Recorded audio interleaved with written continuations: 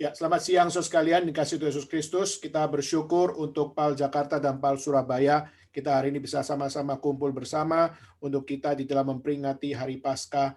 Dan kita tahu sejak tahun 2020 kita melihat akan topik yang sangat trending di berita, topik yang sangat trending di media sosial, maupun topik yang trending di dalam pembicaraan kita, baik di rumah maupun di tempat kerja, adalah satu topik yang senantiasa menjadi kekhawatiran kita, yaitu COVID-19. Tapi saudara, pada saat kita melihat apakah COVID-19 meskipun menjadi trending topik di dalam 1 tahun terakhir ini, apakah berita ini akan selalu menjadi berita yang selama-lamanya kita akan bicarakan? Saudara, kita melihat justru kita hari ini bukan membicarakan tentang COVID-19, tapi kita bicara tentang kebangkitan Kristus. Kenapa kita bicara tentang kebangkitan Kristus? Karena kebangkitan Kristus adalah satu berita yang bukan hanya secara temporary dibicarakan, tetapi kita melihat kebangkitan Kristus adalah satu berita yang selalu dibicarakan sepanjang tahun. Dan di mana dalam sepanjang tahun kita melihat bagaimana seluruh umat percaya membicarakannya dan membawa relevansi setiap kebenaran firman Tuhan dibawa di dalam kemenangan Kristus, termasuk di dalam krisis pandemik ini. Kita melihat kebangkitan Kristus justru adalah topik yang seharusnya melampaui akan satu trending topik yang pernah ada di dalam dunia ini.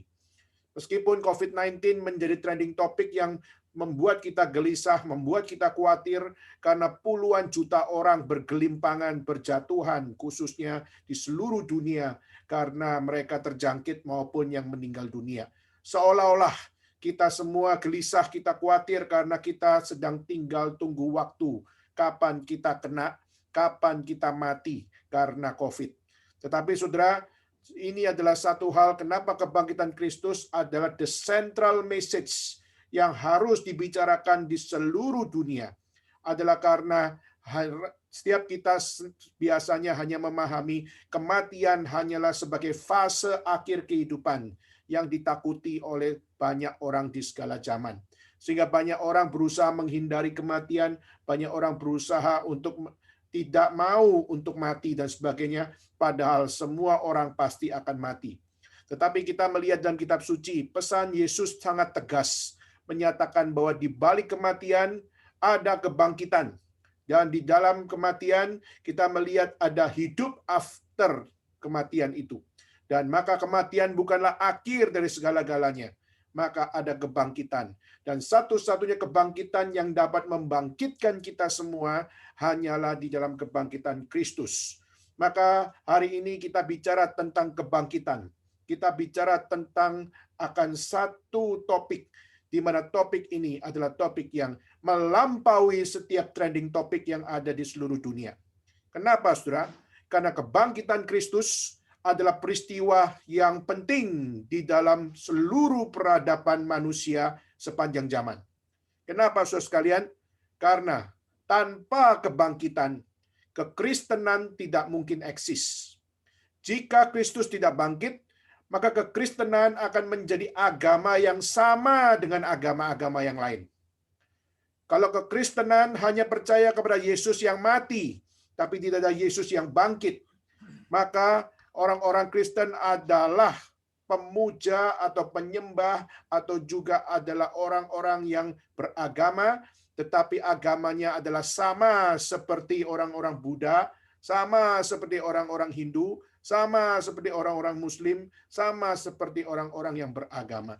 Maka tanpa kebangkitan Kristus, there is no Christianity. Tidak ada kekristenan yang sejati. Maka di sini kita melihat kebangkitan Kristus adalah satu hal yang penting luar biasa. Tanpa kebangkitan Kristus juga, kita melihat Mesias tidak mungkin tergenapi. Mungkin kalau kita tidak melihat Kristus bangkit, maka kita pasti akan menjadi orang-orang yang seperti orang-orang Yahudi. Yaitu orang-orang Yahudi hari ini menunggu Mesias Sampai hari ini mereka berdoa nangis-nangis, meratap dan memohon, Mesias datanglah. Kami semua sudah hidup begitu susah, kami menderita, kami mengalami akan satu hal di dalam kehidupan yang sulit. Nah, saudara, maka jika Kristus tidak bangkit, maka jawaban tentang Mesias tidak mungkin dapat terjawab. Maka hanya di dalam kebangkitan Kristus kita dapat melihat jawaban siapakah Mesias yang sesungguhnya. Maka kita tahu Kristus adalah penggenapan dari Mesias. Maka kita tahu Mesias ada di dalam Kristus. Maka tidak perlu tunggu lagi. Maka Kristus adalah satu-satunya Mesias yang menebus dosa, yang memberikan kemenangan, memberikan pengharapan, dan memberikan keselamatan. Surat, jika Kristus tidak bangkit, apa yang akan terjadi lagi? Maka jika Kristus tidak bangkit, maka kita tidak mungkin akan memahami kematian adalah sesuatu yang menjadi permulaan atas sebuah kehidupan. Kenapa? Karena jika Kristus tidak bangkit, maka kita tidak akan pernah tahu tentang adanya life after death. Kalau Kristus tidak bangkit, maka kita tidak akan pernah tahu bahwa di dalam kehidupan ini ada surga dan neraka. Dan kita tidak pernah tahu tentang setelah mati, apakah kita akan diam saja, apakah kita akan gelap terus-menerus, atau kita justru melihat ada kehidupan. Maka saudara, kalau Kristus tidak bangkit dari kematian, maka kematian Kristus sebagai juru selamat pun itu hanyalah seperti kematian kita, yaitu kematian kita adalah kutukan karena dosa. Upah dosa adalah maut, maka setiap orang pasti mati, dan Kristus kalau mati dan tidak bangkit, maka kematiannya sama seperti kita, maka dia bukanlah juru selamat yang dapat membebaskan saudara dan saya. Dia lebih tepatnya adalah guru agung, dia lebih tepatnya adalah filsuf, dia lebih tepatnya adalah seorang pembina kita. Tetapi setelah itu, dia tidak bisa memberikan keselamatan, dia tidak bisa memberikan kemenangan, dia tetap seperti orang biasa yang mengajarkan kebenaran, tapi dia tidak pernah menjadi pemenang atas semua itu. Dan jika Kristus tidak bangkit, apa yang akan terjadi, saudara? Kalau Kristus tidak bangkit, maka Roh Kudus tidak akan pernah turun di Yerusalem. Maka murid-murid tidak akan pernah menerima kuasa Roh Kudus. Tidak akan pernah menerima akan penyertaan Tuhan melalui datangnya roh penghibur yang dijanjikan oleh Kristus. Dan maka kalau kita melihat Roh Kudus tidak turun, maka pemberitaan Injil pasti tidak jalan. Kenapa? Karena pada saat kita melihat Yesus sudah mati dan dia menyuruh untuk semuanya untuk mempercayai satu kalimat. Nah, saudara, kemarin saya mengkhotbahkan ini, yaitu apa? Pada saat perempuan-perempuan di kuburan Yesus, waktu dia menuju ke gua kubur, lalu dia melihat kubur kosong di sana, lalu dia melihat ada dua orang yang berada di sebelah kubur Yesus. Lalu dia berkata, siapakah yang kau cari? Aku mau mencari Yesus. Lalu dia mengatakan, mengapa engkau mencari dia di antara orang mati? Mengapa engkau mencari dia di sini? Dia sudah bangkit. Bukankah dia sudah berkata bahwa di Galilea dia berkata apa? Di Galilea dia berkata bahwa Tuhan akan menyerahkan anak manusia ke orang-orang berdosa. Tapi setelah 3 hari kemudian dia akan bangkit. Nah, sudah perhatikan. Di sini Tuhan Yesus sudah bicara kepada para murid di Galilea. Tetapi para murid sudah dengar firman, para murid sudah dengar apa yang dikatakan Tuhan, tetapi setelah Yesus mati, maka semua firman sudah tidak lagi diingat. Saudara, ini menjadi pelajaran buat kita semua. Hari ini kita sebagai orang-orang percaya, kita percaya kepada Kristus. Pertanyaannya adalah, apakah setiap firman yang kita dengar sungguh-sungguh menjadi firman yang terus kita ingat sepanjang hidup saudara dan saya? Saudara perhatikan, 12 murid Yesus, justru 12 murid Yesus, mereka adalah murid-murid yang sudah mengikut Yesus 3 tahun. Tapi pada saat sudah mengikut Yesus 3 tahun sekalipun, Mereka tidak mengingat firman Tuhan di mana Allah menyerahkan anak manusia kepada orang-orang berdosa untuk mati. Tetapi mereka tidak ingat itu. Mereka cuma ingatnya adalah mati saja. Tapi mereka lupa, 3 hari kemudian dia akan bangkit. Maka di sini, Roh Kudus tidak akan turun jika Yesus tidak bangkit. Maka kalau Roh Kudus tidak turun, maka tanpa kebangkitan tidak akan ada rasul-rasul yang pergi memberitakan Injil. Semuanya cuma nangis, semuanya cuma sedih, semua cuma meratap. Kenapa? Karena guru besarnya, karena Tuhan yang mereka percaya sudah mati. Maka di sini tidak ada pemberitaan Injil, tidak ada akan pekerjaan Tuhan, tidak akan ada perintisan gereja, tidak mungkin ada perintisan akan persekutuan, tidak mungkin ada yang namanya satu hal, bagaimana missionary pergi memberitakan Injil. Maka tanpa kebangkitan Kristus, tidak ada aktivitas Injil. Maka itulah kenapa, karena tidak ada aktivitas Injil. Jika Yesus Kristus tidak bangkit, maka saudara dan saya hari ini tidak mungkin punya pengharapan kekal di dalam Dia. Maka kalau tidak ada kebangkitan Kristus, tidak ada yang memberitakan Injil kepada kita, karena tanpa kebangkitan Kristus, maka tidak ada yang menjadi konten kehidupan yang dapat memberikan pengharapan kepada kita. Maka saudara, apakah masih berkata saya punya pengharapan? Jawabannya adalah tidak. Maka saudara, itulah kenapa kebangkitan Kristus adalah satu tema yang sangat penting di dalam peradaban manusia. Karena tanpa Kristus, maka saudara dan saya tidak mungkin menjadi Kristen. Tidak mungkin percaya Tuhan. Tidak mungkin percaya adanya surga. Tidak mungkin percaya adanya kuasa roh yang didatangkan dari Tuhan. Tidak mungkin percaya akan adanya Injil. Dan tidak mungkin percaya adanya pengharapan kekal. Tetapi justru kita hari ini sebagai orang percaya berkumpul karena kita tahu bahwa Dia sungguh-sungguh bangkit. Dan Dia sungguh-sungguh bangkit dan Dia telah mengalahkan kematian. Tetapi saudara, tadi saya mengatakan, waktu murid-murid Yesus, khususnya murid-murid perempuan mendengar, kenapa engkau mencari di kalangan orang mati? Dia sudah bangkit, Dia sudah berfirman bahwa Allah akan menyerahkan anak manusia kepada orang-orang berdosa. Dan Dia akan bangkit 3 hari kemudian. Dan saudara, pada saat itu murid-murid perempuan sadar bahwa dia pernah dengar itu. Lalu akhirnya mereka kembali dan menemui 11 murid Yesus. Kenapa 11? Karena satu sudah mati bunuh diri, yaitu Yudas. Dan pada saat 11 murid itu mendengar apa yang dikatakan oleh perempuan-perempuan itu, lalu saudara tahu apa respon mereka? Respon mereka sebagai murid-murid Yesus adalah apa? Mereka ragu-ragu, mereka tidak percaya, dan mereka mengatakan tidak mungkin. Saudara perhatikan, 11 murid Yesus, mereka adalah murid-murid Tuhan selama 3 tahun. Tetapi pada saat murid-murid perempuan berkata kepada mereka bahwa Tuhan berkata bahwa Dia akan diserahkan kepada orang-orang berdosa, 3 hari kemudian Dia akan bangkit. Dan disinilah kita lihat Dia sungguh-sungguh bangkit. Tetapi murid Yesus sendiri adalah yang tidak percaya, yang ragu-ragu, dan yang sampai kita mengatakan bahwa apa?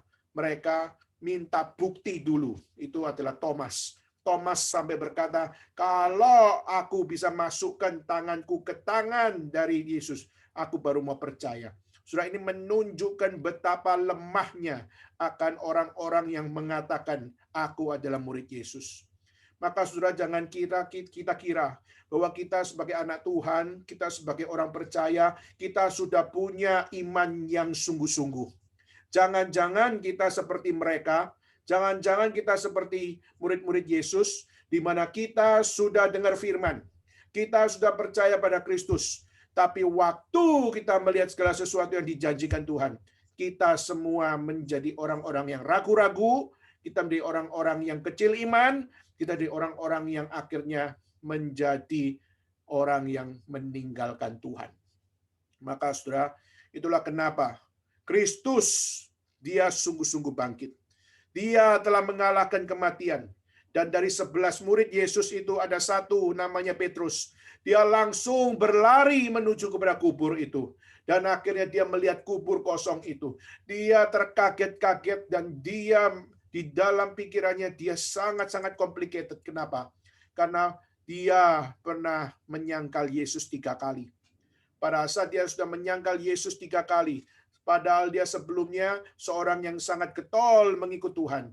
Sampai mengatakan, aku tidak akan pernah meninggalkan engkau. Dan kalau ada kesusahan, tidak akan terjadi padamu. Tetapi Yesus berkatakan, "Anyalah engkau setan." Karena apa? Karena engkau tidak tahu tentang rencana Tuhan. Tetapi sudah pada saat kita melihat, dia justru menyangkal Yesus 3 kali. Dan dia malu luar biasa. Dan karena dia malu, akhirnya kita melihat dia menjadi orang yang guilty feeling di dalam kehidupannya. Dan bahkan waktu dia dengar Yesus bangkit, dia dengan segala guilty feeling yang ada masih begitu berkecamuk. Dan akhirnya dia lari dan dia mau melihat sungguh-sungguh apakah kuburnya adalah kubur yang kosong. Dan pada saat dia lari ke sana dan melihat kubur kosong, dia bingung luar biasa. Dan dia masih coba untuk mencari di manakah Yesus. Saudara, jika kita cinta Tuhan, tapi di saat kita dengar firman, kita tidak memiliki ketaatan, maka bagaimana engkau bisa mengasihi Tuhan? Kalau engkau mengatakan saya adalah pengikut Kristus, tapi jika Tuhan berfirman dan kita tidak mengikuti firman Tuhan, bagaimana mungkin saudara berkata bahwa saya adalah pengikut Kristus? Kalau saudara mengatakan saya adalah orang percaya, tapi saat Tuhan berfirman dan membawa engkau untuk belajar taat dan percaya sampai mati, percaya dengan setia, tapi saudara tetap di dalam hatimu masih ragu-ragu akan firman Tuhan, bagaimana mungkin saudara bisa berkata saya adalah orang percaya? Itulah yang terjadi pada 11 murid Yesus.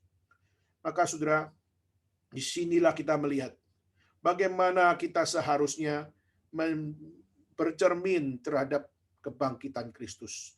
Maka saya harap saudara melalui kesempatan ini, melalui PAL Jakarta Surabaya, mari kita sama-sama memakai waktu ini untuk kita merenungkan apa signifikansi kebangkitan Kristus di dalam hidup saudara dan saya. Apa signifikansi kebangkitan Kristus di dalam hidup pribadi kita semua. Tadi saya mengatakan kebangkitan Kristus peristiwa yang penting di dalam dunia ini, di dalam sejarah peradaban ini. Karena tanpa kebangkitan tidak ada kekristenan, tidak ada kebangkitan, tidak ada penggenapan Mesias, tidak ada kebangkitan, tidak ada kematian yang tahu bahwa setelah mati ada kehidupan. Tidak ada surga, tidak ada neraka. Dan juga tanpa kebangkitan, Roh Kudus tidak turun. Tanpa kebangkitan, tidak ada pemberitaan Injil. Tanpa kebangkitan, tidak ada pengharapan kekal. Maka jika demikian, bagaimana saudara dan saya memiliki kehidupan yang relevan di dalam Tuhan? Maka saudara, saya hari ini akan mengajak kita membuka dalam satu bagian dalam kitab suci. Dan kiranya Tuhan memimpin kita, supaya setiap kita semua dituntun oleh Tuhan, untuk kita di dalam Kristus, di dalam kebangkitannya, kita hidup di dalam penyertaannya. Mari kita sama-sama buka di dalam Yohanes pasal yang ke-20. Di dalam Yohanes pasal 20, mari kita membaca saudara sekalian, baik saudara yang di Surabaya maupun yang ada di Jakarta, kita sama-sama membaca Yohanes pasal yang ke-20, dan kita melihat di dalam ayat 19 sampai ayat yang ke-23. Yesaya di dalam Yohanes pasal yang ke-20 ayat 19 sampai ayat yang ke-23. Nah, setelah menemukan, mari kita baca bersama-sama dimanapun saudara berada, membaca bersama-sama dengan saya. Yohanes 20 ayat 19 sampai ayat 23. Ketika hari sudah malam pada hari pertama minggu itu, berkumpulah murid-murid Yesus di suatu tempat dengan pintu-pintu yang terkunci karena mereka takut kepada orang-orang Yahudi. Pada waktu itu datanglah Yesus dan berdiri di tengah-tengah mereka dan berkata, "Damai sejahtera bagi kamu." Dan sesudah berkata demikian, ia menunjukkan tangannya dan lambungnya kepada mereka.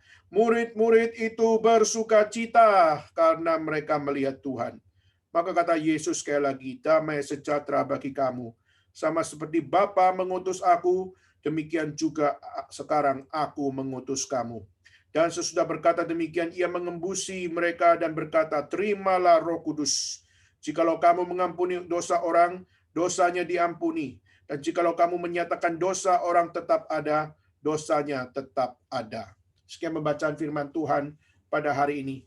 Hari ini kita melihat pada saat Yesus bangkit, maka kita melihat murid-murid Yesus ragu, murid-murid Yesus khawatir, murid-murid Yesus mengalami goncangan. Kenapa? Karena mereka tidak bisa percaya bahwa gurunya yang sudah mati, dia akan bangkit dari kematian. Maka kebangkitan Kristus adalah satu hal yang tidak mudah diterima secara akal sehat. Dan kebangkitan Kristus adalah satu topik yang tidak akan pernah bisa diselesaikan hanya dengan cara manusia berpikir, cara manusia berperasaan, maupun di dalam menilai segala sesuatunya. Kebangkitan Kristus hanya dapat dibicarakan dari perspektif Allah berfirman. Tanpa Allah berfirman, tanpa Allah menyatakan diri, tanpa Allah menampakkan diri, maka manusia tidak akan pernah bisa mengerti tentang kebangkitan. Maka jika Kristus tidak menampakkan diri kepada murid-murid, maka tidak mungkin ada sukacita bagi orang-orang Kristen.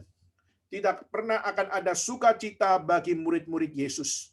Tidak akan pernah ada sukacita bagi orang-orang yang berkata, aku adalah pengikut Kristus. Maka saudara perhatikan, setiap kita bisa bersuka cita, setiap kita bisa memiliki joy, bukan sekedar happiness, tapi memiliki joy itu jika bukan Tuhan yang menampakkan kepada kita. Kita tidak akan pernah mencicipi apa yang namanya spiritual joy di dalam hidup kita sebagai orang percaya. Itulah kenapa orang-orang Kristen punya sukacita. Tidak mungkin bisa dikopi oleh siapapun mereka. Kenapa? Karena sukacita yang ada pada mereka adalah dari Kristus yang menampakkan dirinya. Tuhan yang menyatakan dirinya. Maka tanpa pernyataan diri Tuhan Allah dan pernyataan Kristus, kita semua tidak mungkin bisa untuk memiliki sukacita sebagai orang percaya. Maka itulah kenapa sukacita orang percaya adalah satu sukacita yang secara originally only comes from the Lord. Maka disinilah kita melihat, jika bukan Tuhan yang menyatakan, kita tidak mungkin bersukacita. Berarti apa? Berarti hanya orang-orang yang diberi pernyataan Tuhan barulah yang dapat bersukacita. Berarti tidak semua orang bisa bersukacita di dalam Tuhan. Berarti dalam seluruh kehidupan manusia yang bisa bersukacita dengan sukacita yang sesungguhnya hanya di saat Tuhan menyatakannya kepada orang tersebut dan firman yang dibukakan kepada orang-orang tersebut dan firman yang ditampakkan kepada mereka sehingga mereka melihat kebenaran itu sungguh-sungguh kebenaran. Sudah perhatikan 11 murid Yesus saja yang sudah bersama-sama dengan Yesus masih harus minta bukti penampakan Yesus untuk percaya kepada Yesus. Berarti kita melihat betapa manusia tidak mudah jadi Kristen. Tidak mudah orang percaya, sungguh-sungguh percaya kepada Tuhannya. Maka ini menjadi sebuah hal keterbatasan yang ada pada murid-murid Yesus. Dan ini pun menjadi cermin keterbatasan saudara dan saya di dalam mempercayai Tuhan. Maka adalah omong kosong kalau kita berkata mudah sekali untuk percaya pada Yesus. Mudah sekali untuk bisa menjadi orang Kristen. Mudah sekali seperti orang Islam berkata syahadat, kalimat syahadat setelah itu selesai. Tidak semudah itu. Mungkin secara performance gampang untuk menjadi orang Kristen. Tetapi di dalam kekekalan ada hal yang sulit untuk bisa dikopi, yaitu bagaimana engkau dapat bersuka cita di dalam Tuhan. Maka saudara, tadi kita sudah membaca dalam Yohanes pasal 20 di dalam ayat 19 sampai 23. Setelah Petrus dia berada di dalam kubur Yesus dan melihat kubur kosong, dia tidak bisa tidur, dia tidak bisa untuk berpikir lagi. Dia hanya di dalam sebuah pertanyaan, di manakah Yesus? Saudara, Tuhan sudah berfirman, tetapi mereka masih berputar-putar pada satu fakta, di manakah Yesus hari ini? Maka mereka ketakutan, akhirnya mereka masuk di dalam ruang di Yerusalem, dan mereka kunci semua ruang-ruang itu, dan mereka menutup rapat pintu-pintu itu. Maka pada malam hari Minggu itu, 11 murid berada di ruangan bersama-sama dengan melakukan yang pertama. Mereka menutup pintu dan menutup dengan rapat akan pintu-pintu tersebut. Dan saudara, di dalam pembacaan kita, pada saat mereka menutup dan mengunci pintu-pintu tersebut, dikatakan apa? Yesus datang. Yesus berdiri di tengah-tengah mereka. Saudara, inilah sesuatu yang sangat-sangat tidak logis. Bagaimana mungkin pintu tertutup rapat, terkunci dengan rapat, tetapi Yesus bisa ada bersama-sama mereka. Yesus tidak ketuk pintu, Yesus tidak buka pintu, tetapi dia bisa ada di tengah-tengah mereka. Berarti apa, saudara? Berarti kebangkitan Kristus menyatakan, Kristus bukan sama seperti manusia. Berarti Kristus bangkit menunjukkan bahwa dia bisa melakukan apa saja yang manusia bisa, maupun melakukan apa yang manusia tidak bisa. Dan ini menunjukkan Kristus adalah satu-satunya yang bisa melakukan hal yang paling impossible sebagai manusia yang sempurna, dan Kristus dapat melakukan apa yang paling impossible sebagai Tuhan dan Juru Selamat. Maka nggak ada yang seperti dia. Maka disinilah kita melihat satu realita, bahwa kebangkitan Kristus menyatakan bahwa He is the truly risen Christ. Dia adalah yang sungguh-sungguh adalah Raja yang bangkit dari kematian. Dan dialah yang sungguh-sungguh menyatakan akan satu hal di dalam kehidupan kita, bahwa jika Kristus tidak bangkit, tidak mungkin kita bisa bersuka cita, tidak mungkin kita bisa tahu kebenaran, tidak mungkin kita bisa dengan berani memberitakan Injil, dan kita tidak mungkin punya inisiatif untuk berkomunitas, kita tidak mungkin punya inisiatif untuk ke gereja, kita tidak mungkin punya inisiatif untuk melayani Tuhan. Karena apa? Karena kita menutup pintu, karena kita mengkuncinya rapat-rapat, dan kita tidak mempercayai Kristus yang adalah Tuhan dan Juru Selamat yang sudah berfirman, tapi firman itu tidak masuk dalam hati. Sampai Tuhan menampakkan kepada kita di dalam cara yang sangat tidak logis di dalam hidup kita, maka kita baru dapat berkata, dia sungguh-sungguh adalah Juru Selamat. Maka murid-murid Yesus menerima Roh Kudus, dan akhirnya kita melihat mereka dipakai Tuhan menjadi pemberita Injil.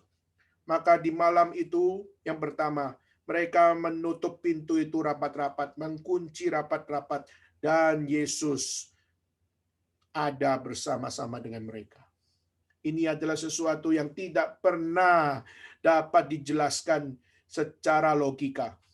Ini adalah sesuatu yang tidak mungkin ada penjelasan untuk bisa secara akan matematika, atau secara akan biologi, atau secara fisika, atau secara ilmu-ilmu yang lain dapat menjelaskan Kristus kenapa bisa berada bersama-sama dengan mereka di saat pintu semua sudah dikunci. Apakah Kristus adalah setan? Apakah Kristus adalah roh jahat? Apakah Kristus juga adalah yang menjadi satu ajaran-ajaran kedukunan dan sebagainya? Tidak. Justru dia adalah menunjukkan bahwa Juru Selamat sungguh-sungguh relevan. Kebangkitan sungguh-sungguh relevan. Dan kemenangan sungguh-sungguh relevan.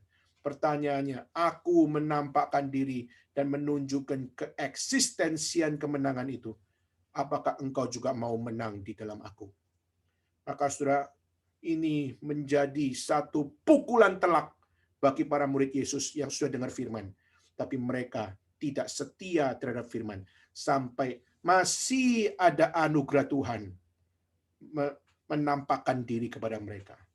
Jika Tuhan bangkit dari kematian tidak perlu menampakkan diri. Saya yakin dan percaya itu adalah kedaulatan Tuhan.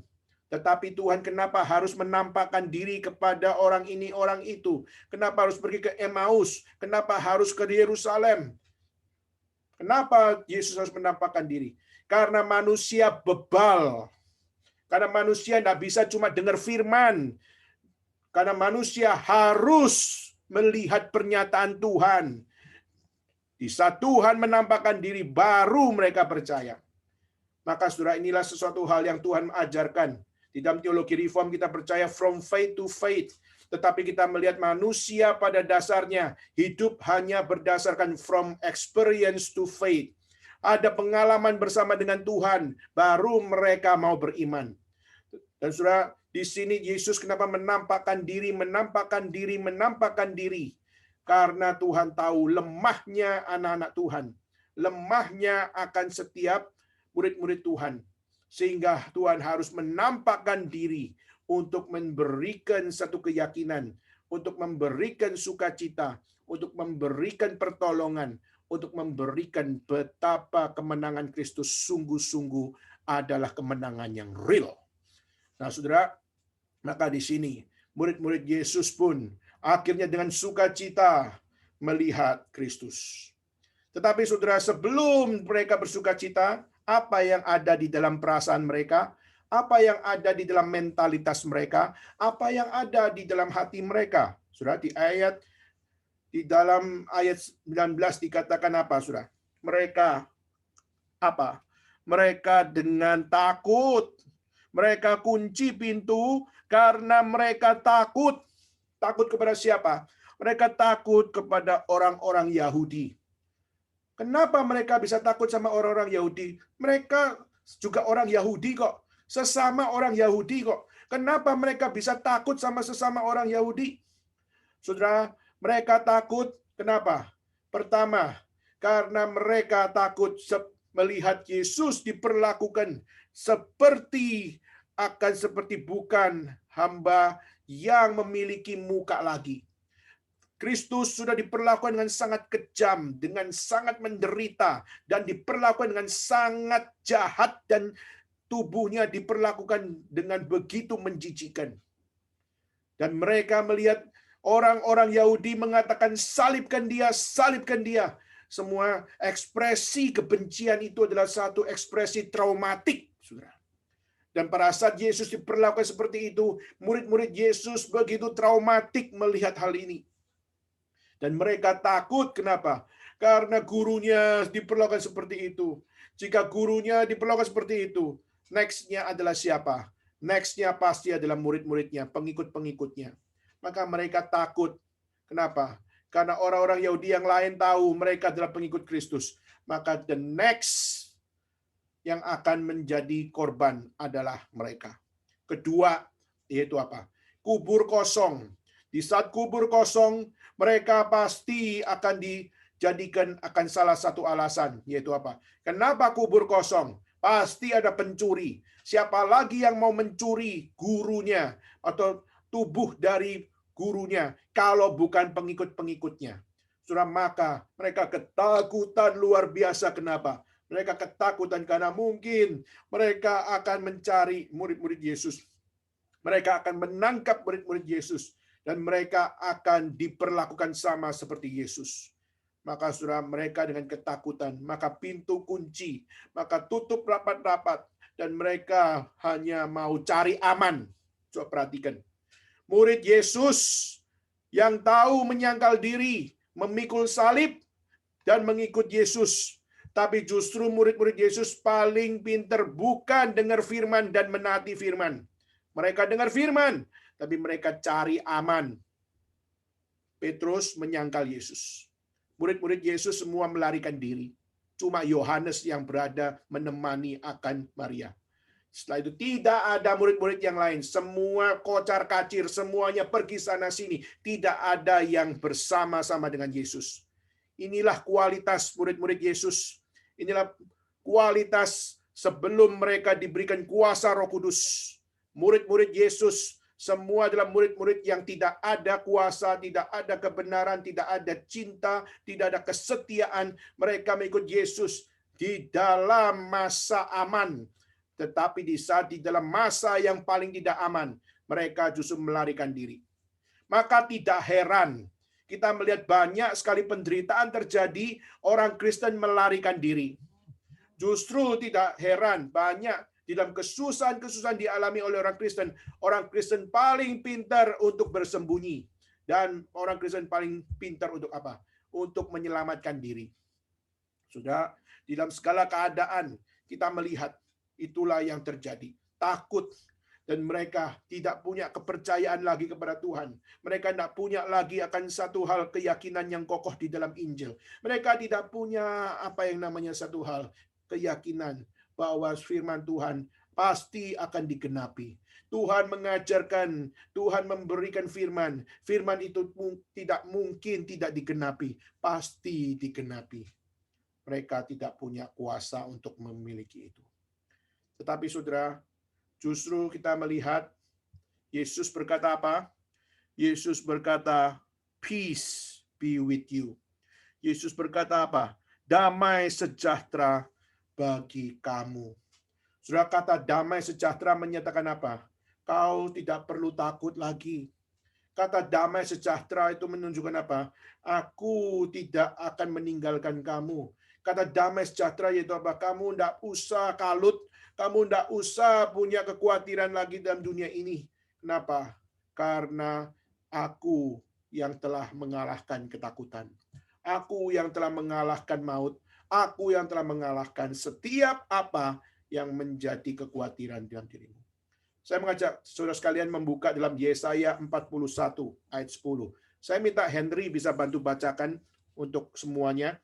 Coba bacakan Yesaya pasal 41 ayat 10, bisa dibuka mute-nya dan juga bacakan untuk kita semua. Yesaya 41 ayat yang ke-10. Janganlah takut sebab aku menyertai engkau. Janganlah bimbang sebab aku ini Allahmu. Aku akan meneguhkan, bahkan akan menolong engkau. Aku akan memegang engkau dengan tangan kananku yang membawa kemenangan. Ya, saudara, ini adalah janji Tuhan kepada orang percaya. Jangan engkau takut. Jangan engkau khawatir. Aku adalah Tuhanmu. Aku akan menolongmu. I will help you to overcome your fear. Nah, saudara, maka ini adalah firman Tuhan yang orang Yahudi pun tahu. Dan seharusnya di dalam iman kekristenan pun, di mana Tuhan juga berfirman melalui perjanjian lama, mereka seharusnya baca kitab suci, mereka mempercayai kitab suci. Bahwa sungguh-sungguh orang yang bergantung kepada Tuhan, sungguh-sungguh mereka tidak perlu khawatir karena Tuhan adalah Tuhan. Tetapi saudara, kenapa kita khawatir hari ini? Saudara, kita khawatir kenapa? Seringkali kita khawatir adalah karena kita tidak percaya kepada Tuhan.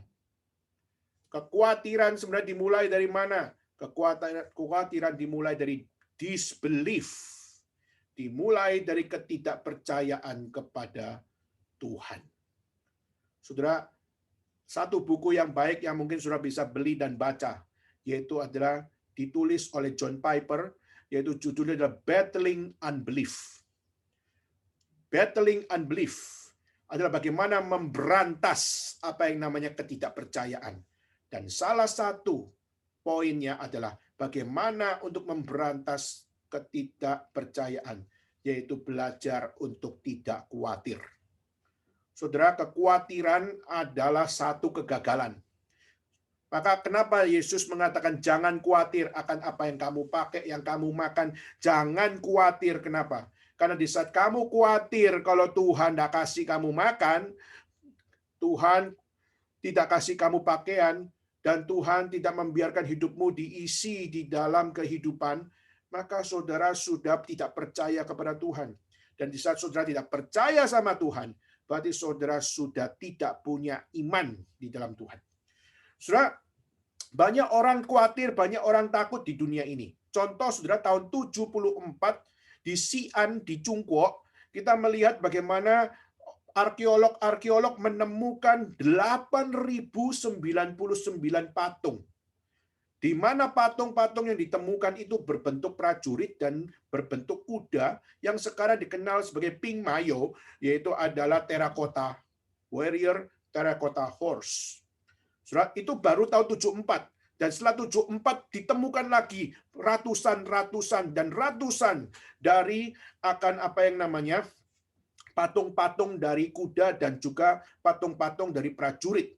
Nah, waktu ditemukan, letaknya itu adalah berdekatan dengan makam kaisar pertama di dinasti Qing, yaitu siapa? Yaitu Qin Shi Huang, yang terkenal dengan kejamnya, yang terkenal dengan kehebatannya menyatukan satu China, tapi dengan kekejaman. Saudara, ini adalah satu hal di mana siapa yang namanya Qin Shi Huang ini, dia seorang pemimpin yang dikenal menyatukan Chungguo jadi satu dengan segala kekejaman yang ada, dan juga bagaimana dia membuat akan namanya Great Wall, lalu bagaimana dia membuat akan satu peradaban yang begitu tinggi, militer yang luar biasa kuat. Tapi saudara, satu sisi yang lain kelihatannya powerful luar biasa. Tapi satu sisi yang lain, Kaisar Qin Shi Huang punya satu kelemahan yang sangat-sangat dia khawatirkan. Yaitu apa? Dia takut mati. Saudara, kaisar ini takut mati dan dia tidak tahu apa yang akan terjadi setelah mati. Lalu dia percaya dewa-dewi, mereka percaya surga, mereka percaya nirwana, percaya akan semua apa yang namanya kalau pakai bahasa filsafat yaitu adalah life after death. Dia percaya bahwa pasti ada kehidupan setelah mati. Tapi saya kok nggak yakin ya. Nanti kalau saya hidup setelah mati, saya hidup, saya jadi apa? Saya kalau nanti setelah mati, saya jadi apa? Masih jadi kaisar atau tidak? Maka itulah kenapa kita melihat Qin Shi Huang akhirnya berpikir bahwa supaya saya merasa aman, setelah saya mati, bagaimana saya menempatkan diri? Saya tidak mau cuma jadi kaisar cuma di bumi, tapi saya mau jadi kaisar di akhirat. Saya tidak mau hanya jadi kaisar di tempat ini, tapi saya mau jadi kaisar secara rohani, secara spiritual. Berarti dia mau jadi Tuhan. Bukan cuma mau jadi kaisar, tapi dia mau jadi Tuhan. Dia mau jadi dewa, dia mau jadi pemimpin di alam sana. Maka itulah kenapa dia takut mati. Maka dia lakukan satu kekejian yang luar biasa. Yaitu dia minta tentara-tentaranya semua dibikinkan patung. Dan setelah dibikinkan patung, dengan wajahnya diusahakan untuk mirip dengan orang tersebut. Dan dibikin patung, dan setelah dibikin patungnya jadi, orang itu dimatiin. Akhirnya kita melihat bukan cuma ribuan, saudara. Tapi kita percaya puluhan ribu dari manusia, tentara-tentara Qin Shi Huang dimatikan. Kenapa dimatikan? Supaya waktu mereka mati, mereka arwahnya akan menjadi tentara di alam sana. Sehingga waktu Qin Shi Huang mati, maka waktu dia tutup mata, lalu setelah itu dia masuk dalam satu dunia yang lain, dia melihat tentara-tentaranya sudah ada di alam sana. Dia melihat kereta-kereta perangnya ada di alam sana. Melihat bagaimana kuda-kudanya ada di alam sana. Dan dia melihat dia menjadi kaisar di alam sana. Saudara, inilah bentuk ketakutan seorang kaisar. Dan karena ketakutan seorang kaisar, dia lakukan pembantaian terhadap tentaranya sendiri. Tetapi tentara dengan sukarela mati. Kenapa? Karena bagi mereka, kaisar adalah Tuhan mereka. Maka kaisar berkata apa? Mereka akan lakukan dengan setia. Maka pada saat kaisar mengatakan, bunuh dirimu, mereka akan dengan setia mati bagi kaisar. Maka saudara, inilah yang menjadi satu hal kerusakan yang terjadi, yaitu apa? Yaitu Qin Shi Huang, dia menjadi seorang kaisar, tapi dia takut mati menjadi orang yang tersendiri. maka dia bunuh akan puluhan ribu tentaranya, supaya nanti di alam sana tentaranya akan menjadi kekuatan militer. Lalu dia juga bunuh akan gundik-gundiknya. Dia bunuh istrinya. Adalah untuk apa? Supaya istri dan gundik-gundiknya juga menemani dia di sana.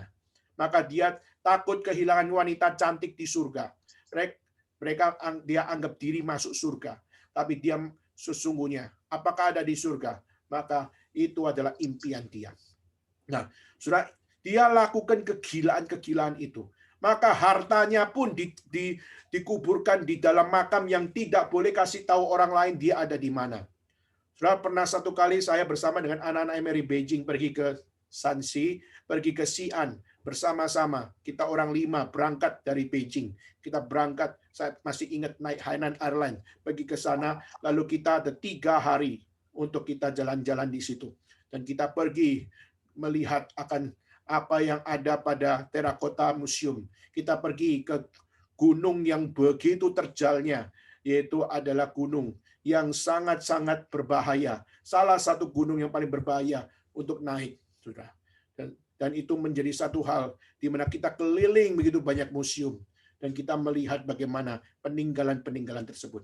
Dan satu kali sang supir mengajar kami untuk melihat, ini loh, kemungkinan adalah makamnya dari Jin Suang, di mana di dalam tanah yang lurus itu ada satu gundukan yang besar, dan ini diperkirakan adalah makam dari Jin Suang. Tapi tidak ada yang berani untuk membongkar di situ. Kenapa? Karena mereka takut kualat. Karena mereka takut nanti diganggu setan. Mereka takut diganggu setan dari tentara-tentara dari Jin Suang. Wah, saudara, mitos-mitosnya luar biasa banyak. Nah, saudara, dan dia mengatakan, di seluruh tanah yang di mana kita ada ini, mungkin semua ini ada patung-patung tersebut. Kita percaya patung-patung terakota bukan cuma ditemukan di daerah sana, tapi kita percaya di semua daerah ini, kita percaya di bawah ini ada patung-patung terakota. Maka menunjukkan betapa jahatnya, bengisnya raja ini. Karena untuk supaya ditemani di alam sana menjadi tentaranya, maka dia basmi puluhan ribu tentara. Saudara, melihat hal seperti ini, dia khawatir karena dia tidak percaya. Dia khawatir karena dia tidak punya konsep Tuhan. Dan dalam kekhawatirannya, dia melakukan hal-hal yang gila. Di dalam kegilaannya, dia membuat hidup orang tidak ada artinya. Tapi meskipun demikian, saudara, ini menunjukkan betapa mereka orang yang paling kasihan. Kaisar Jin Suang orang yang paling kasihan. Kenapa? Karena tidak ada Tuhan yang menolong dia.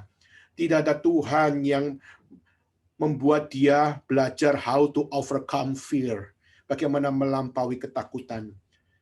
Tapi justru di dalam Yesaya pasal 41 ayat 10 yang dibaca sama Henry tadi, justru mengatakan, jangan engkau takut, aku adalah Tuhan, dan aku menolongmu untuk melampaui ketakutan itu. Saudara, ini menjadi satu ayat yang juga memberikan kekuatan seharusnya kepada para murid. Kenapa? Murid-murid Yesus waktu itu mengalami ketakutan. Mengalami ketakutan karena mereka takut nanti ditangkap sama orang-orang Yahudi yang lain. Takut dibinasakan seperti Yesus. Tapi saudara, waktu Yesus berada bersama-sama dengan mereka, Yesus berada di antara mereka. Apa yang dikatakan? Damai sejahtera bagimu. Jangan ada ketakutan. Tuhan ada bersama-sama dengan kamu. Kristus ada bersama-sama kamu. Dia menampakkan diri di depanmu. Maka kebenaran itu terungkap melalui pernyataan Tuhan. Bahwa dia sungguh-sungguh Mesias. Dia sungguh-sungguh Juru Selamat. Dia sungguh-sungguh Tuhan. Dan dia sungguh-sungguh yang dapat memberikan pengharapan bagimu. Damai sejahtera bagimu. Diulang 2 kali, saudara. Sebelumnya, murid-murid belum sukacita. Murid-murid takut. Tapi setelah melihat Yesus mengatakan damai sejahtera bagimu, coba lihat responnya apa? Bersukacitalah mereka melihat Yesus. Dan setelah melihat Yesus, mereka bersukacita. diulang kembali satu kalimat lagi. Damai sejahtera bagimu. Berarti apa? Berarti damai sejahtera bagimu yang pertama menunjukkan bahwa apa? Ingatkah engkau akan firman Tuhan yang pernah ada di dalam hidup orang-orang perjanjian lama?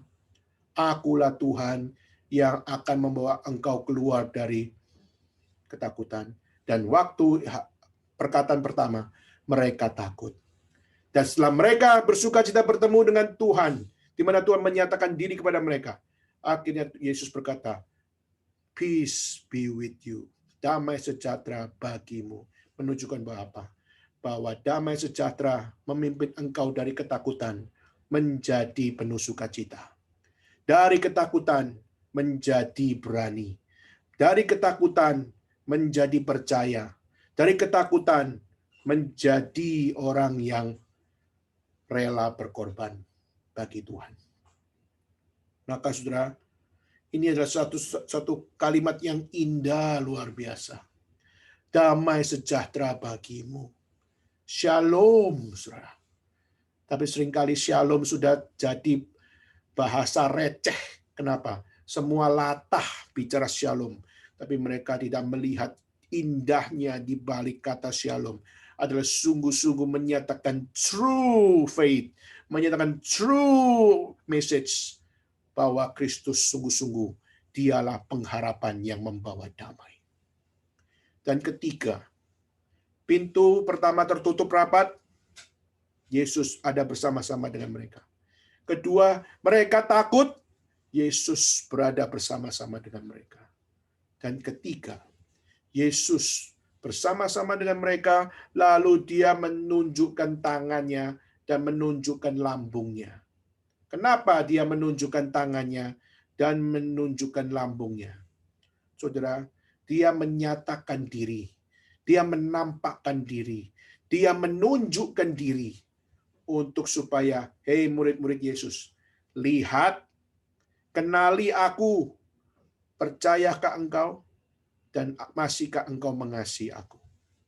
Saudara, dia mau kita melihat, dia mau kita mengenal, dia mau kita percaya, dia mau kita mengasihi dia.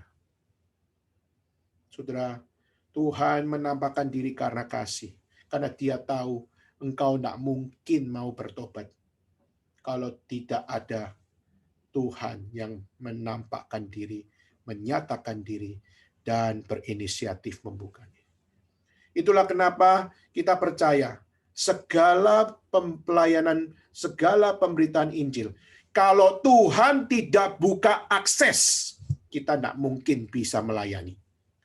Hari ini seperti kita di Taiwan, China, Hong Kong. Kalau Tuhan tidak buka akses kita melayani di China, di Hong Kong, dan juga di Hong Kong, di China, dan di Taiwan, kalau Tuhan tidak buka akses card-nya untuk kita bisa melayani, Tuhan tidak mungkin akan membuat kita bisa berhasil melayani.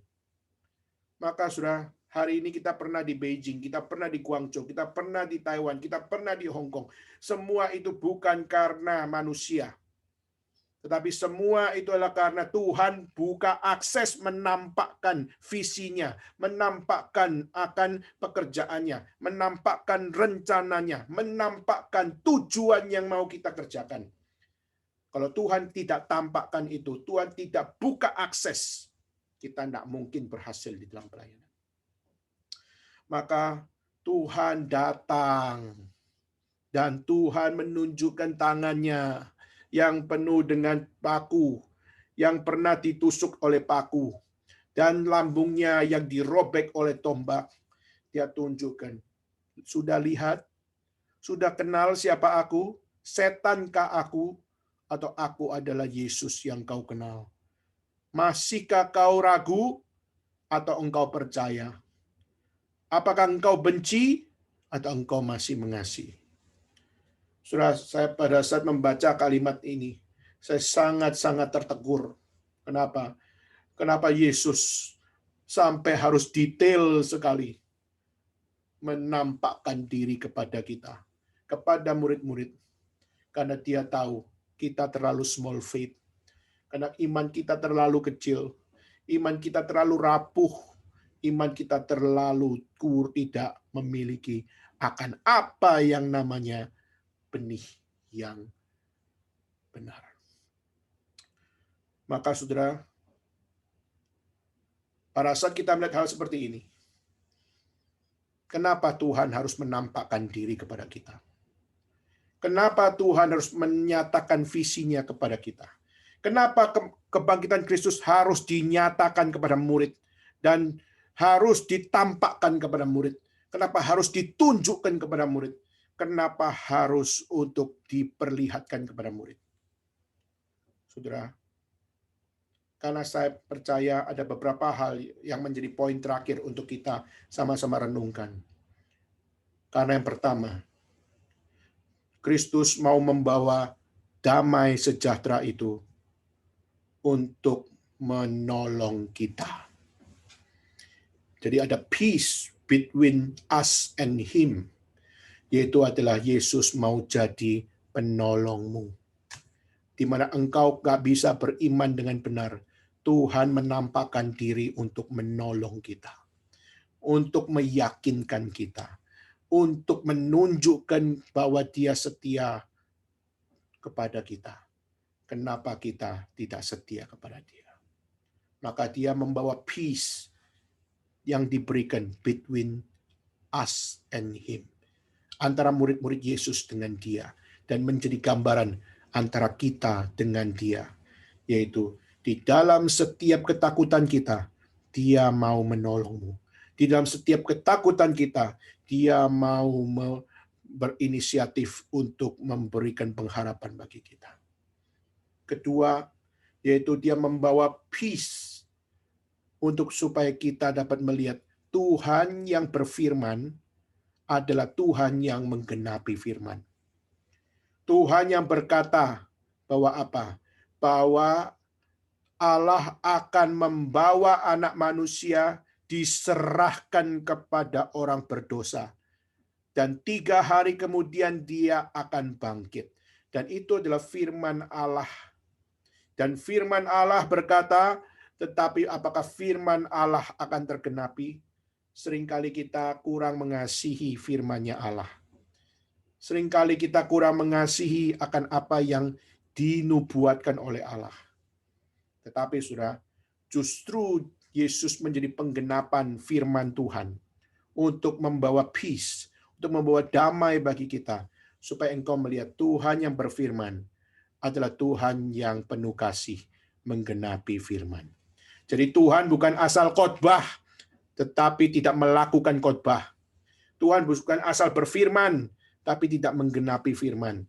Tuhan bukan asal berkata, tapi tidak pernah menghidupi kata-katanya. Tuhan sungguh-sungguh konsisten di dalam apa yang Dia kerjakan.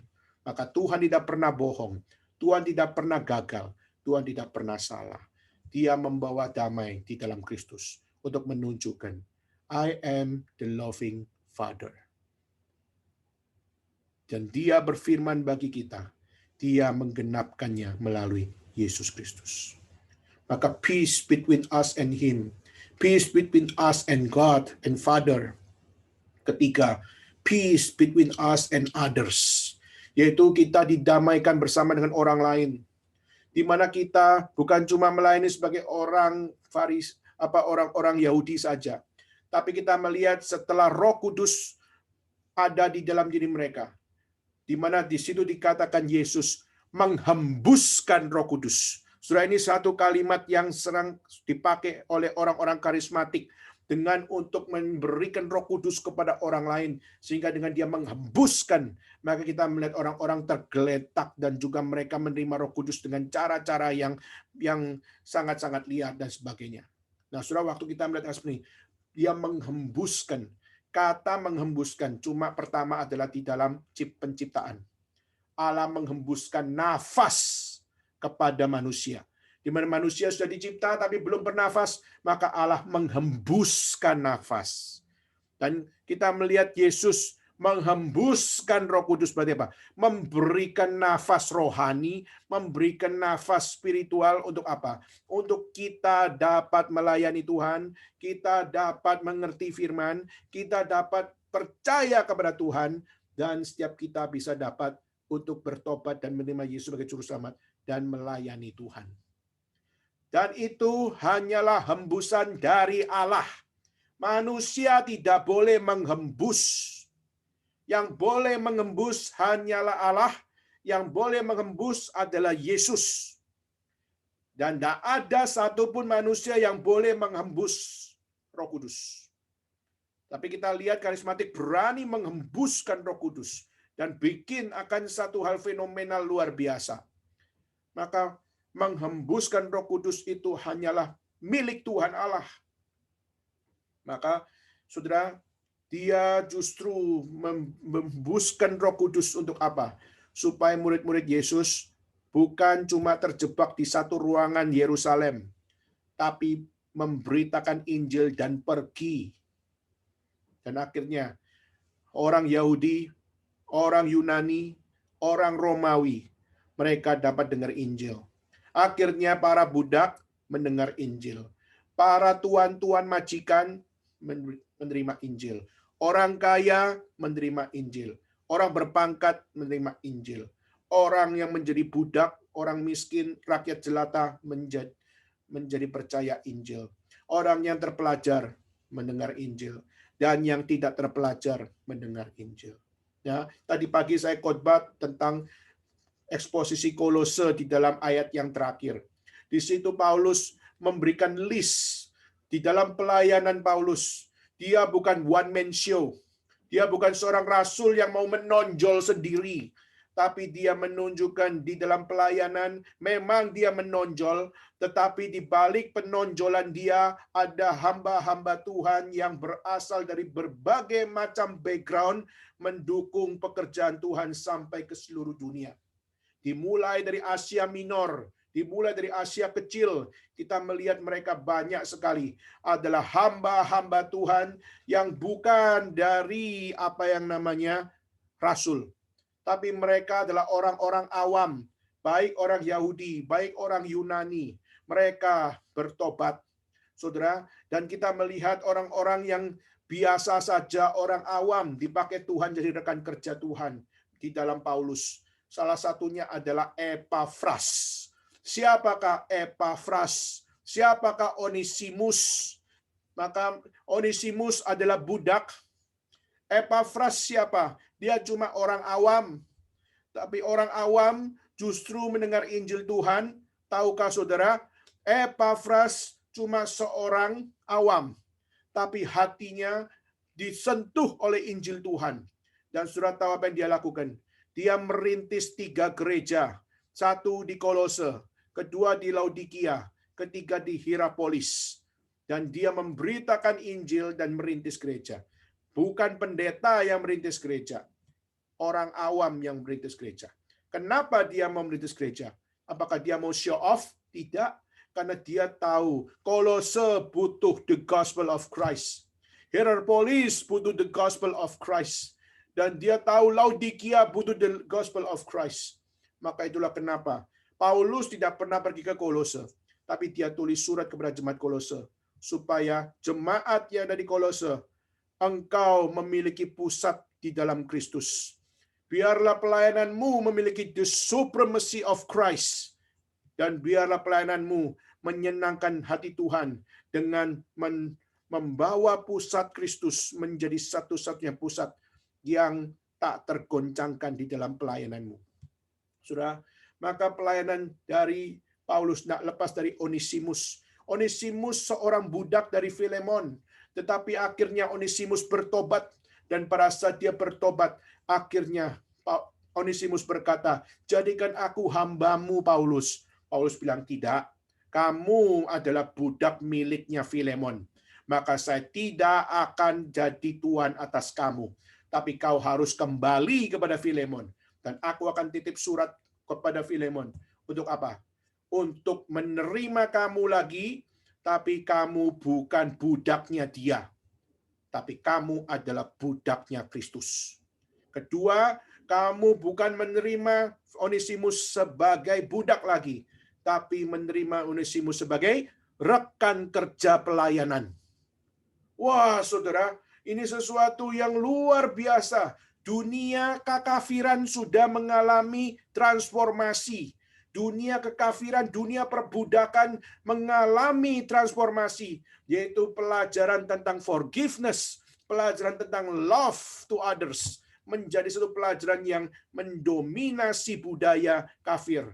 Sehingga akhirnya kita melihat di dalam budaya Yunani, di mana budak yang tidak punya kemenangan, tetapi di dalam Kristus, budak mengalami kemenangan. Bukankah ini sesuatu damai sejahtera yang sungguh-sungguh hadir? Maka Kristus membawa peace between us and others, yaitu we are all one Christ. Kita semua satu di dalam Kristus. Maka tidak ada kotak-kotak ras, tidak ada kotak-kotak akan apa yang namanya background. Semua sama di dalam Kristus. Lalu dia bukan cuma membawa peace be with you antara dia dengan kita dengan Tuhan, kita dengan orang lain, tapi juga peace between us and our soul, yaitu adalah membawa damai sejahtera untuk kita dan jiwa kita.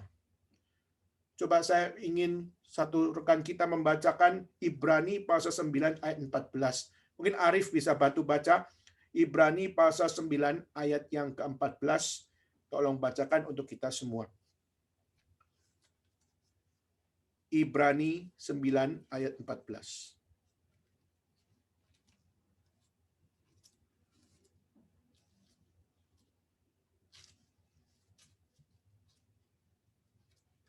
Mute-nya bisa dibuka supaya kita bisa dengar.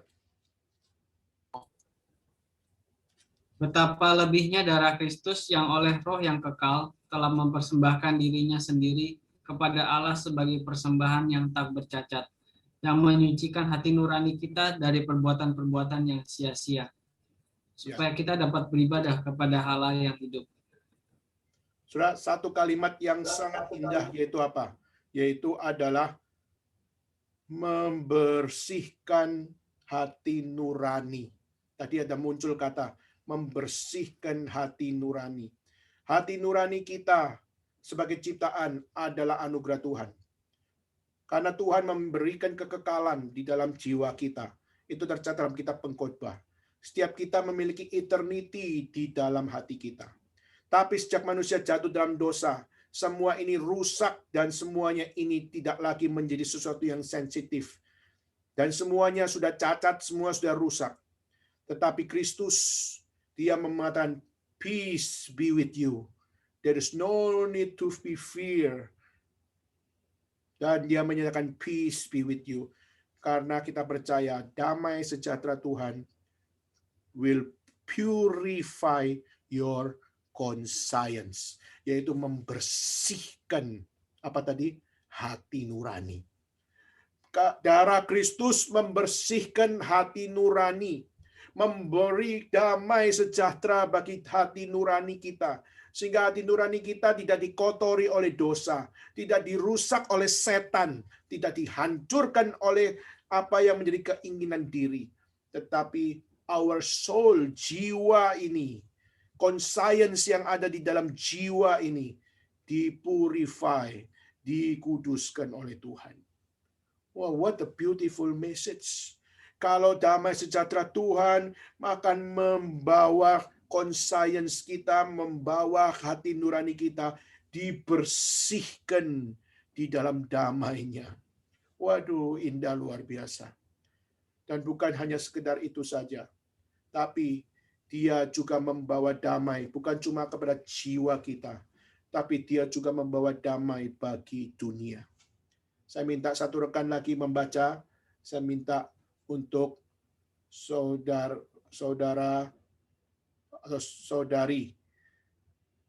Alista untuk bisa bantu baca Yesaya pasal 9 ayat 7. Apakah memungkinkan, Alista? Yesaya 9 ayat 7. Yesaya 9 ayat 7. Yesaya 9 ayat 7. Ayat 6 mungkin ya. Ayat 6 ya. Yesaya 9 ayat 6. Sebab seorang anak telah lahir untuk kita, seorang putra telah diberikan untuk kita, lambang pemerintahan ada di atas bahunya, dan namanya disebutkan orang. Nasihat ajaib, Allah yang perkasa, Bapa yang kekal, Raja damai. Yesaya 9 ayat 7. Tadi baca Yesaya, 6 ya tadi ya. iya kok, yang 7 ya. Sorry, 9.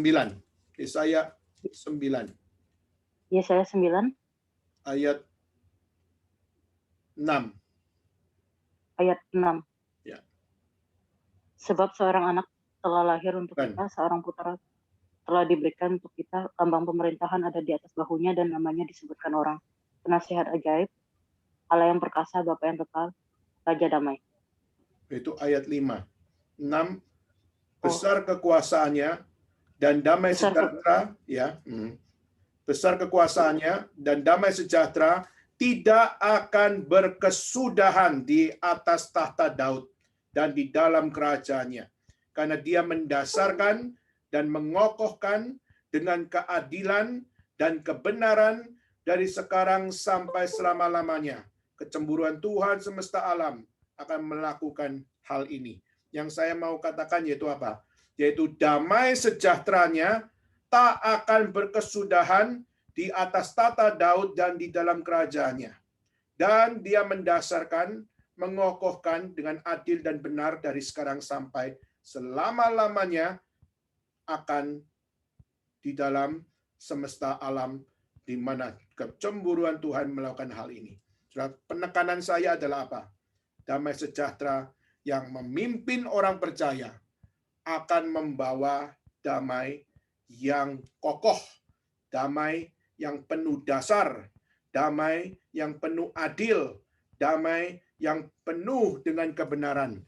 Dan damai itu akan memberikan satu new creation bagi kita. Untuk apa? Yang evil dibuang, tetapi yang new creation yang memberikan new peace itu akan tinggal tetap di dalam kita. Saudara, itu adalah janji Tuhan bahwa damai sejahtera Tuhan tak berkesudahan sungguh-sungguh ada. Dan waktu dia berkata, damai bagimu, dia membawa damai perjanjian lama. Dia juga membawa damai perjanjian baru. Dan damai sejahtera di dalam Kristus. Yang ada perjanjian-perjanjian baru. Semua itu hadir bagi orang percaya. Maka saudara, semua ini adalah sesuatu yang adalah indah.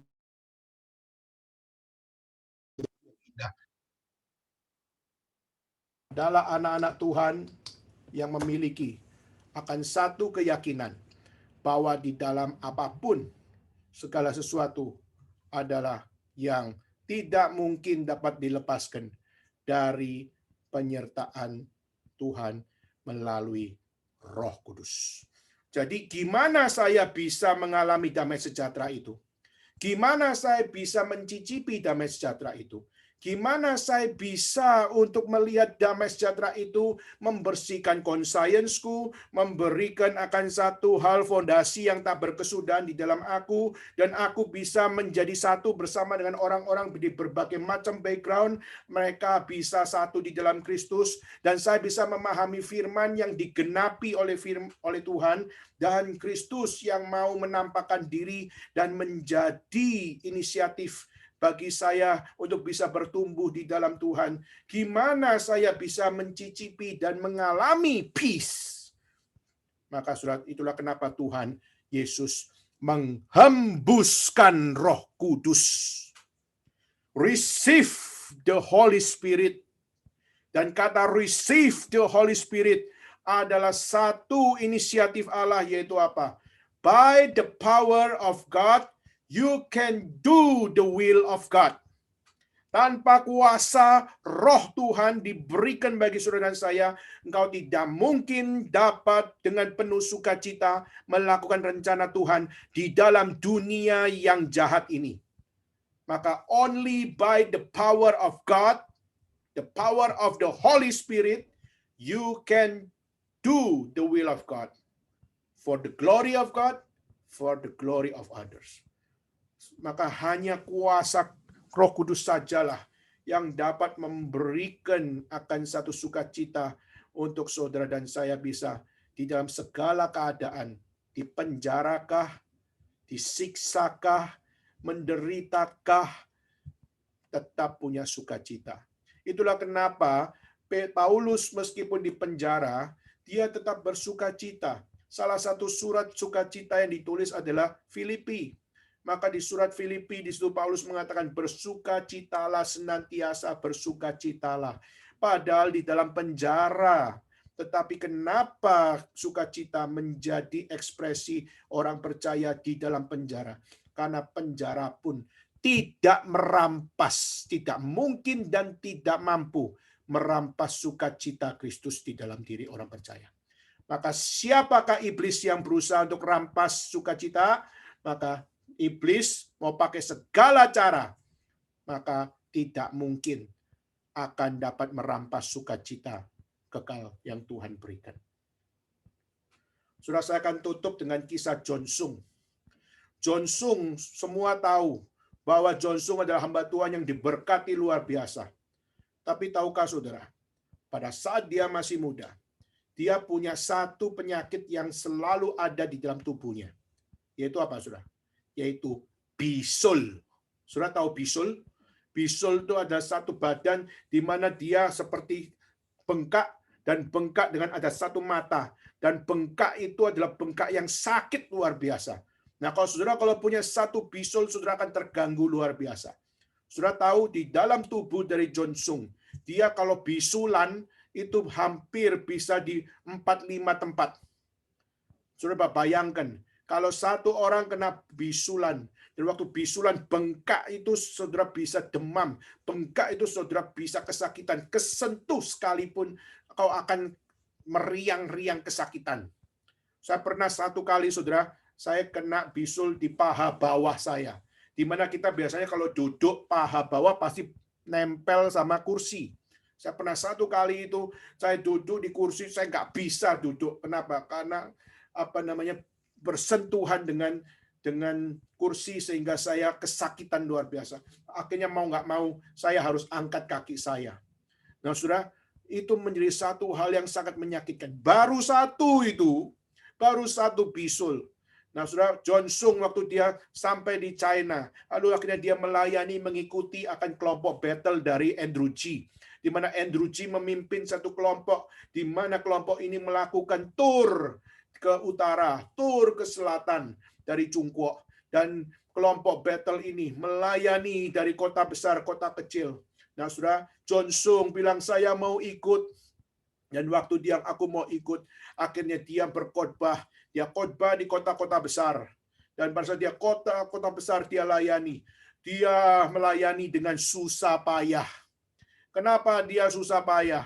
Karena dia memberitakan Injil, dia memberitakan tentang the gospel of Christ, tetapi dia juga mengalami sakit bisul yang ada pada tubuhnya. Dan pada saat dia punya bisul begitu banyak, lalu bengkak begitu parah, dan dia harus tahan sakitnya, tahan bengkaknya, dia harus tahan di dalam tubuhnya. Saudara bayangkan, kalau saudara berkhotbah tapi ada rasa sakit pada tubuhmu, maka bagaimana engkau bisa konsen?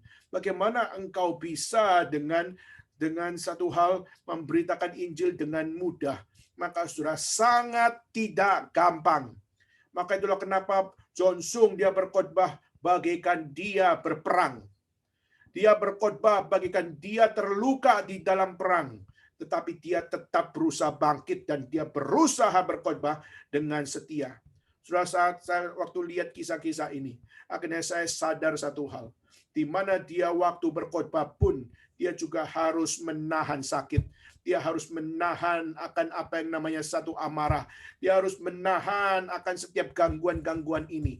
Dan bagi John Sung, inilah pekerjaan iblis yang berusaha menggocoh dia. Inilah yang iblis pakai untuk supaya melemahkan dia, supaya tidak berkhotbah.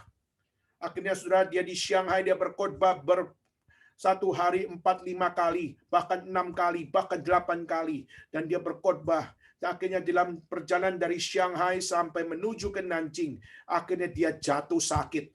Dan waktu dia jatuh sakit, waktu dicek sakit apa? Selain bisulan, kedua adalah dia waktu itu jatuh sakit kolera. Karena sakit kolera, maka dia tidak boleh bergerak. Dia harus istirahat. Dan waktu dia istirahat, dia menjadi orang yang seakan-akan, Tuhan, aku harus bagaimana? Aku rindu memberitakan Injil. Aku rindu men-sharingkan Kristus sebagai Tuhan dan Juru Selamat. Dan aku sudah mati-matian. Aku melawan bisulku. Aku melawan akan bengkak yang ada pada bisulku. Aku berusaha men-sharingkan the gospel of Christ. Dan di rumah sakit ini, apakah aku masih bisa melakukan sesuatu? Saudara, akhirnya di catatan yang saya baca, dia berbicara kepada perawat. Lalu dia sharing tentang Kristus kepada perawat itu. Lalu dia bilang, bisa nggak kamu kumpulkan perawat-perawat untuk bertemu dengan saya? Saya mau bicara satu kisah untuk mereka. Dan saudara, di rumah sakit di Nanjing, akhirnya perawat-perawat berkumpul 220 orang kira-kira. Dan dalam 220 orang itu, mereka mendengar firman Tuhan, mereka mendengar khotbah, mereka mendengar cerita Alkitab, mereka mendengar akan Injil yang di-sharingkan oleh John Sung. Di dalam kondisi dia sakit kolera, dan di dalam kondisi dia bisul di mana-mana. Dan dia waktu berkhotbah dari tempat tidurnya, dia menyampaikan firman kepada 200 orang. Dan setelah 200 orang dengar firman Tuhan, saudara tahu apa yang terjadi? 100 perawat bertobat. Tidak semua bertobat, tapi 100 orang kira-kira bertobat. Dan dari 100 orang yang bertobat, akhirnya mereka merintis persekutuan rumah sakit. Dan akhirnya mereka bersekutu setiap minggu di dalam rumah sakit itu. Kenapa, saudara? Karena mereka melihat penampakan the gospel of Christ melalui seorang hamba Tuhan yang namanya John Sung.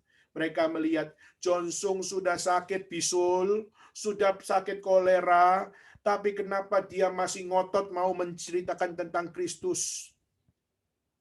Saudara, dan dia kenapa ngotot pingin supaya orang dengar tentang Kristus?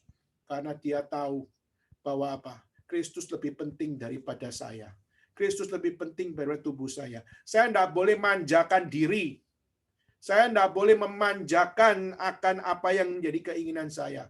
Saya harus mengutamakan Kristus. Dan saudara, dan melalui akan khotbah itu, 100 orang bertobat dan 100 orang merintis persekutuan di rumah sakit itu.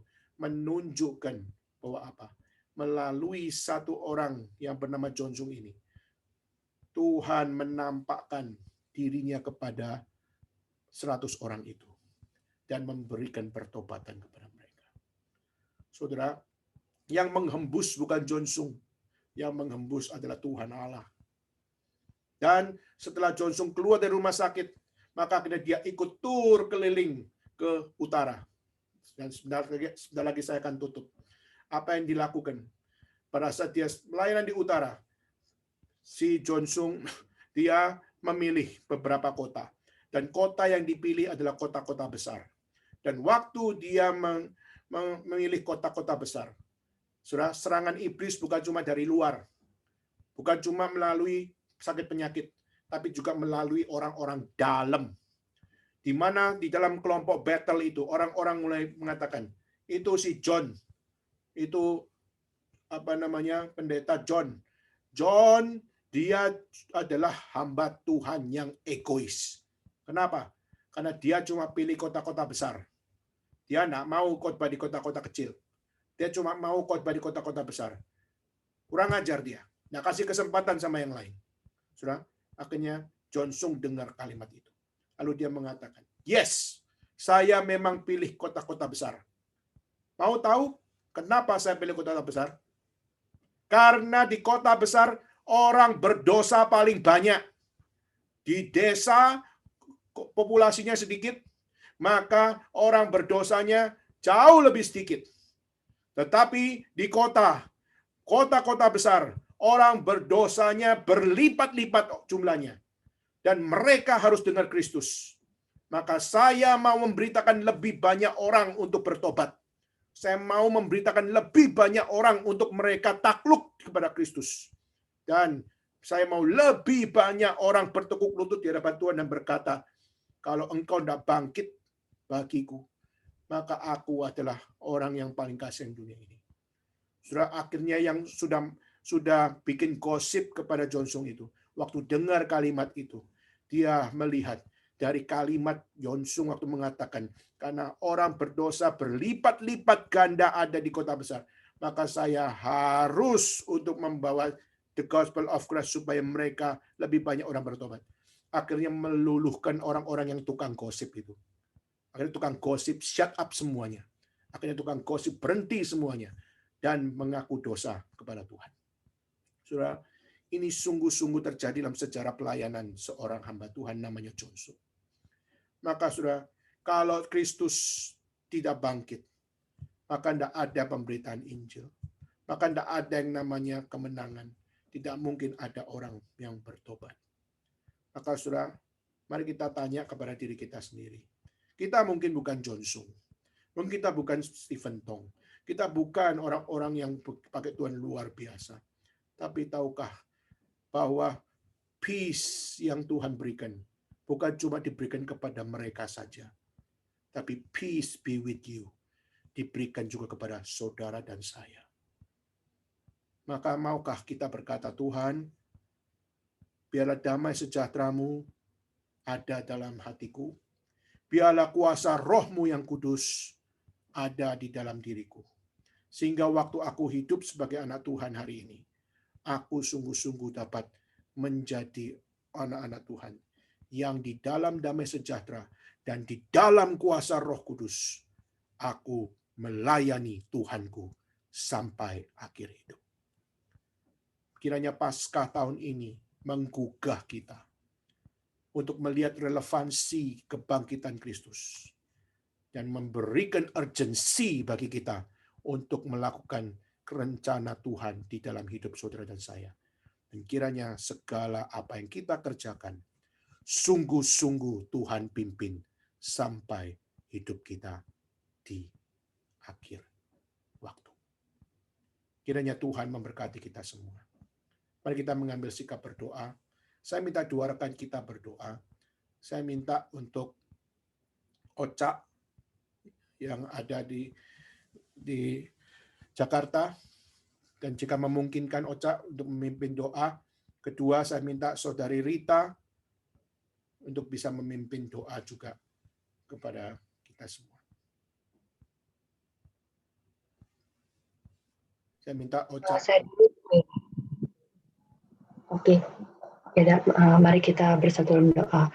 Bapa kami yang bertata di kerajaan surga, terima kasih atas kesempatan yang sudah Engkau berikan pada kami untuk kami bisa mendengarkan khotbah pada hari ini, Tuhan. Terima kasih Tuhan Yesus, Engkau sudah mati dan sudah bangkit bagi kami, Tuhan.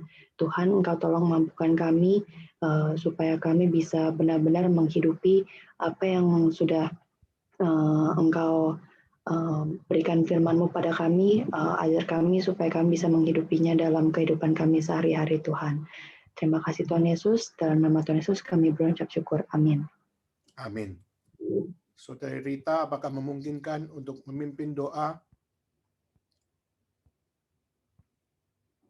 Kalau belum memungkinkan, saya minta Saudari Ruth dari Surabaya bisa memimpin doa untuk kita.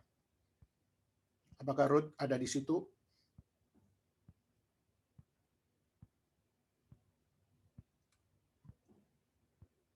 Oke, kalau tidak ada, apakah Laura bisa memimpin doa? Iya, bisa kok. Yuk, silakan. Bapa di surga, kami mau berdoa juga ya Tuhan, kami mengucap syukur untuk anugerah Tuhan atas firman Tuhan pada sore hari ini. Tuhan tolong kami untuk kami boleh menjalankan apa yang telah kami ketahui, apa yang telah kami pelajari firman Tuhan, dan kiranya ya Bapak kami boleh masing-masing menghidupi panggilan kami masing-masing dan mengerjakan yang sesuai dengan kehendak Tuhan saja. Terima kasih ya Bapa di surga, Engkau yang pimpin kami untuk sepanjang waktu kami ke depan, seperti Engkau telah memimpin kami untuk waktu sebelumnya.